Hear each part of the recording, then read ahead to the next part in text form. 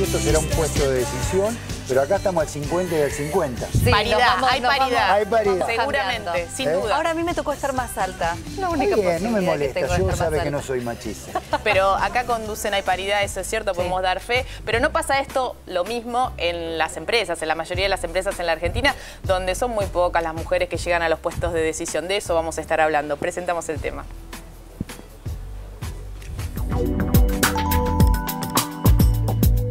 Si bien hace 7 años que la Casa Rosada está a cargo de una mujer, la Argentina sigue siendo un país con grandes diferencias de género a la hora de ocupar cargos directivos. Según un estudio realizado para las Naciones Unidas, el mercado de trabajo sigue negándose a la participación de mujeres en los cargos decisivos. Es cierto que hay avances, porque en 1996 las mujeres ocupaban el 22,9% de los cargos y en 2012 ese porcentaje subió al 31,6%. Pero estos cambios fueron impulsados sobre todo por el Estado, donde gracias a la ley de cupos, en 18 años, las mujeres en puestos jerárquicos pasaron de representar el 16,2% al 52,4%. En el ámbito privado, en cambio, el acceso a posiciones de poder sigue siendo restringido para la mujer. ¿Por qué persisten estas desigualdades? ¿Se reflejan también estas diferencias en los sueldos? ¿Se les exige más a ellas en el momento de plantear condiciones de acceso a puestos gerenciales? Hoy, con las encargadas de llevar adelante este estudio, vamos a conocer más detalles para pensar cómo seguir avanzando en la conquista de igualdad, derechos y oportunidades para todos y todas. Bueno, ahí está planteado el tema y cuántas preguntas que ya surgían acá mientras veíamos el informe. Y para hablar del tema estamos con, bueno, dos de las protagonistas de esta investigación donde surgen estos datos. Una de ellas es Andrea Balzano. Muchas gracias por venir. Ella es coordinadora del área de género del Programa de Naciones Unidas para el Desarrollo, PNUD, en la Argentina. Y también estamos con Jimena de León, que ella es licenciada en Ciencias Políticas y es analista de este programa y también participó en esta investigación. ¿Cuántos datos que aparecen? ¿Qué es lo nuevo que surge? Porque uno más o menos la radiografía de que las mujeres no llegan mayoritariamente a los cargos de decisión lo tenía. ¿Qué es lo que cambia que ustedes ven en esta investigación? A ver, uno de los datos más importantes es el que menciona el informe, que en los últimos 15 años pasamos de que está aumentando un poco el acceso de las mujeres a puestos de toma de decisión, que pasamos de 2 de cada 10 mujeres en estos puestos a 3 de cada 10. No es menor decir que esto nos llevó 15 años y que para alcanzar paridad, como hablaba Mariana antes, nos va a llevar, si sigue la tendencia actual, nos va a llevar 30 años más. Es decir, que esto no lo vamos a ver necesariamente nosotras, nuestras hijas pequeñas que tienen un año más o menos, si lo verán, lo disfrutarán un poquito más. Pero bueno, es esto. Una de las primeras cuestiones que plantea es que existe un avance, pero ese avance es lento. Muy lento. Muy lento. El segundo tema que se plantea, lo mencionaba un poco el informe, y tiene que ver con que hay una diferencia muy fuerte entre el sector público y el sector privado. Hoy en el sector público, en estos puestos, hay paridad. 5 de cada 10 mujeres ocupan puestos de toma de decisión. El sector privado es 3 de cada 10. Estamos hablando del poder del legislativo, que es donde sí hay ley de cupo, que obliga a las listas incorporar un 30% de mujeres en cargos que tengan posibilidad de ser electos, ¿no? Exacto. Esto es una ley de 1991 que fue muy importante para que hoy el Congreso de la Nación tenga efectivamente 30 y algo más de mujeres en el Senado, llegan al 40% de mujeres en las bancas. Y estamos también hablando del Poder Judicial y del Poder Ejecutivo. Y a nivel nacional y de las provincias y municipios. Es por esto lo que vemos que las medidas tienen que ver no solo con la ley de cupo, sino con también algunas provincias que han implementado licencias por maternidad y por paternidad ampliadas, que esto es bastante novedoso para Argentina, no tanto para el mundo, pero para nosotros es muy novedoso.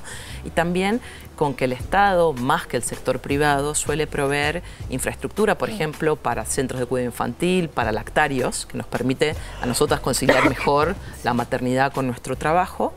Y, bueno, en términos de servicios y en términos de infraestructura. Otro de los temas que tocaba el informe, que es muy interesante, se preguntaba, ¿es que a las mujeres nos exigen más para llegar? Hay un dato muy interesante que muestra que las mujeres en puestos de toma de decisión han alcanzado un nivel educativo mayor, tienen más estudios. Esto se puede ver por el lado positivo pensando, bueno, los logros educativos hoy en la UBA, salvo en ingeniería y en agronomía, las mujeres son más que los hombres en toda la matrícula de todas las facultades. O sea, somos más, estamos estudiando más.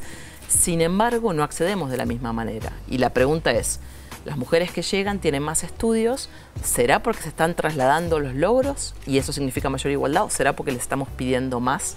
Generalmente dicen que les piden más, ¿no? A las mujeres para ocupar un mismo puesto. ¿Pero qué es pedirles más? ¿Cuál es el...? Que el currículum sea más largo, voluminoso más para un mismo cargo. Vos tuviste que hacer 3 castings para traer acá, yo entré con uno nada más. Ahí está, clarísimo, así fue. Y eso es interesante, nosotros estamos trabajando bastante con el sector privado desde el PNUD, porque por otro lado, si bien decíamos, en el sector público hay más igualdad que en el sector privado, pero el sector privado es el mayor empleador del país. Claro. Emplea alrededor del 80% de las personas. Incluso uno de los datos del informe habla que las medianas y grandes empresas son las que menos incluso han incorporado mujeres en cargos de decisión. Claro. Lo que suele pasar, este grupo de trabajo, hemos impulsado desde el año pasado un grupo de trabajo de empresas por la igualdad, y parte de lo que vemos en la discusión es un grupo con mucha discusión, donde por suerte encontramos también muchas mujeres, algunos hombres, pero muchas mujeres comprometidas en un ámbito en el que no esperábamos encontrarlas. Muchas mujeres en las áreas de recursos humanos que están viendo esto y que nos dicen, por ejemplo, que a veces en algunas empresas grandes llegan políticas globales que les permiten a ellas comenzar el trabajo aquí. Andrea, en las pequeñas y medianas es un poquito más difícil a veces. Mientras reviso a ver cuánto gana Mavi con respecto a mi contrato, no, digo, ¿qué pasa a igual puesto jerárquico con el tema de los salarios, que era una de las preguntas que se planteaba el informe? Bueno, siguen habiendo brechas salariales importantes a todo nivel. Jimena tal vez les puede comentar algunas, que Jimena es la especialista en género y empleo de la oficina. No, pero básicamente lo que me parece que es importante traer a colación, la brecha de género sigue siendo importante. A iguales puestos de trabajo las mujeres ganan menos que los hombres. Es un dato que la tendencia es persistente y notoria. Pero que me parece que el elemento fundamental que obstaculiza el ingreso de más mujeres al mercado laboral y de las que ya están, obstaculiza las mayores posibilidades de ascenso y de promoción, es el tema del cuidado. Algo que no está mucho en la agenda de la política social del país, de nuestro país y de toda la región latinoamericana, porque en los sistemas de protección social en esta región dieron por supuesto de que el tema del cuidado de los niños menores a cargo de las familias es un tema que es cuestión privada, es un tema que tiene que ser resuelto en el ámbito familiar, en el ámbito doméstico, y en el ámbito doméstico son las mujeres las que destinan mucho tiempo, además de su trabajo remunerado, a cuidar los niños y a producir los bienes y los servicios necesarios para satisfacer los requerimientos físicos y emocionales de niños, adultos mayores. Sí. Y las mujeres nos vemos en ese sándwich entre que en la primera etapa de nuestra vida productiva cuidamos niños y en la última cuidamos a nuestros padres, ¿no? Entonces ese es un dato fundamental, porque uno de los hallazgos del informe es que en las mujeres con educación superior y las que están en cargos de decisión, en su mayoría tienen hijos mayores de 6 años. ¿Esto qué quiere decir?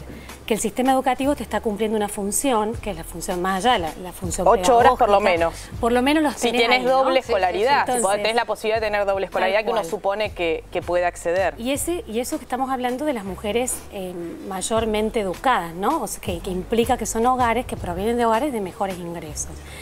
Cuando miramos el tema hacia las poblaciones de menores ingresos, el tema es crítico, porque son poblaciones que no pueden tercerizar, comprar en el mercado los servicios de cuidado, no pueden contratar ni ayuda doméstica ni servicio doméstico. Claro. Exactamente. Y con esas mujeres, ¿qué pasa? Es que vos ves que es directamente proporcional la relación entre tener más hijos y retirarse del mercado de trabajo. Claro. O sea, si nosotros vemos las tasas de participación de las mujeres en el mercado laboral, vamos a ver que un 60% de las mujeres que son madres participan contra el 80% de las que no son madres. Con lo cual, todo eso nos lleva a pensar que ahí hay un ámbito vacante dentro de la política pública, la política social, que es necesario que fortalezcamos con inversión pública. Ustedes señalaban que si siguen así las tendencias, bueno, por lo menos 30 años deberían pasar para encontrar esta paridad. Bueno, pues si queremos acelerar este cambio, ¿qué tipo de medidas o de políticas públicas serían necesarias? Bueno, en términos de política de cuidado es clave. La literatura coincide en ordenar las políticas dentro de 3 grupos, ¿no? Las que transfieren recursos económicos, apoyan económicamente a los hogares para cumplir esta función de cuidado, los servicios y el tiempo, lo que hablábamos antes, en términos de licencias, ¿no? La CTA presentó a fin de año un proyecto justamente que abarca un abanico de medidas, estuvimos acá conversando con Estela Díaz, que es su secretaria de Género, que justamente apunta a eso, ¿no? A ampliar las licencias por maternidad y por paternidad, a generar subsidios también para las guarderías, los jardines maternales, pensando en una política pública más amplia en lo que tenga que ver con los cuidados, ¿no? Ya sea de los más chiquitos como de los adultos mayores. Tal cual, eso permite conciliar responsabilidad doméstica, responsabilidad familiar muy fuertemente. No solo ampliando las licencias, sino permitiendo mecanismos de trabajo mucho más flexibles, ¿no? Posibilidad de trabajar a tiempo parcial, posibilidad de retirarse antes y de tener como un banco de horas que vos las puedas cumplir. O hacer un trabajo en tu casa. Totalmente. La mitad del trabajo podés hacerlo en tu casa o en la computadora. Tal cual. Y esas medidas permiten rápidamente conciliar las demandas del cuidado de niños con las demandas del trabajo remunerado. Y estas medidas, agregando, Jimé, tanto que puedan estar disponibles tanto para hombres como para mujeres, porque lo que pasa hoy también, y eso lo vemos en los talleres cuando trabajamos con los hombres, es que los hombres, aunque los tienen los 2-3 días de licencia por maternidad, aún les cuesta pedirlos a veces, porque los supervisores lo miran como diciendo, ¿y qué vas a hacer? Claro, ¿para qué los querés? Sí, para sentarte a ver un partido de fútbol y tomar una cerveza. Claro. Y cuando en realidad hay muchísimas cosas más allá de las biológicas más obvias que pueden hacer los hombres. Las madres agradecerían. Pero para poder ir al baño un rato, descansar, comer algo. Hay muchísimas cosas que los hombres pueden hacer y que muchos quieren hacer. ¿Y cómo estamos posicionados a nivel de Latinoamérica en relación a este tema? Seguimos más o menos la tendencia. En general en América Latina está muy bien posicionado en el mundo, más allá de los países nórdicos que son como el laboratorio de políticas públicas en donde todo funciona de forma maravillosa también porque son poquitos y poquitas, pero que tienen más avance. En general estamos, y el Cono Sur y México están bastante bien posicionados en estos temas, y lo que se ve también acá son políticas públicas que van avanzando en términos de protección social frente a a otras regiones en donde es una utopía total hablar de protección social, porque se está hablando en África, por ejemplo, que no acceden a los derechos humanos más básicos.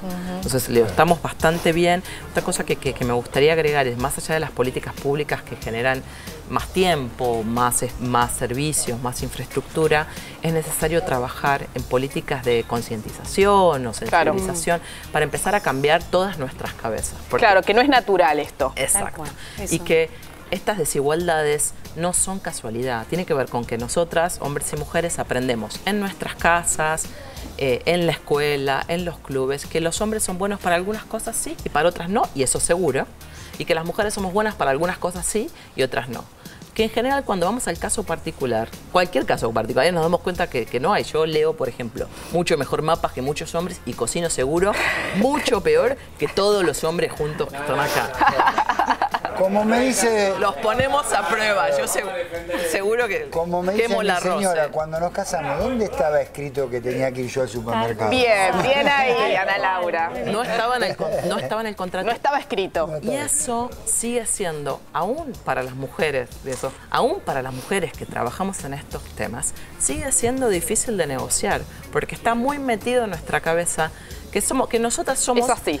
Que los bebés necesitan a la mamá, y necesitan a mamá, y necesitan al papá. Sí, y si tiene dos mamás, necesitan a alguien que los quiere y que los cuide. Sí. Y la mayoría de las tareas que tienen que ver con el cuidado se pueden aprender.